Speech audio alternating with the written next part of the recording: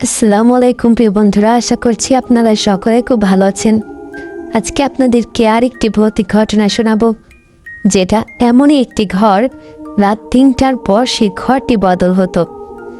আমার চাচাতো ভাই শহরে চাকরি করত। অফিস থেকে ফিরতে ফিরতে রাত হয়ে যেত, তাই সে একটা পুরনো দোতলা বাড়ির নিচতলায় ভাড়া নেয়। বাড়িটা খুব সস্তা ছিল, কারণ আগের ভাড়াটিয়ারা নাকি বেশি দিন থাকতো না। সে এসব কথায় কান দেয়নি। প্রথম সপ্তাহ সব কিছু ঠিকই ছিল, কিন্তু এক রাতে ঠিক ৩:০৫ হঠাৎ ঘুম ভেঙে যায়। কোনো শব্দ নেই, কোনো দুঃস্বপ্নও না। তবু চোখ খুলে যায়।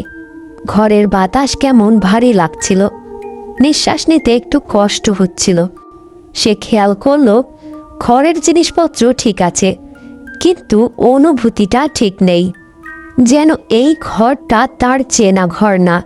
সে আবার ঘুমিয়ে পড়ে। পরদিন রাতেও ঠিক একই সময় ঘুম ভাঙে। এবার সে লক্ষ্য করে আলমারিটা যেন একটু ডান দিকে সরে গেছে। সে উঠে আলো জ্বালিয়ে ভালো করে দেখে কিছুই সরে যায়নি। তবু অস্বস্তিটা কাটে না।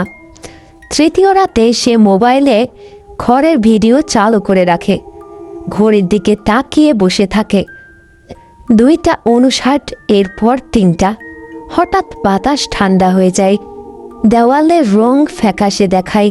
ঠিক তখনই সে দেখে দেয়ালের এক পাশে ধীরে ধীরে একটা দরজা মতো ছায়া ফুটে উঠছে, যেন কেউ ভেতর থেকে আঁকছে।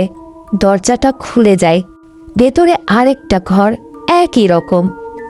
আর সেই ঘরের ভেতরে বিছানার উপর বসে আছে সে নিজেই। মাথা নিচু, নড়ছে না, তার শরীর আর নড়েনি।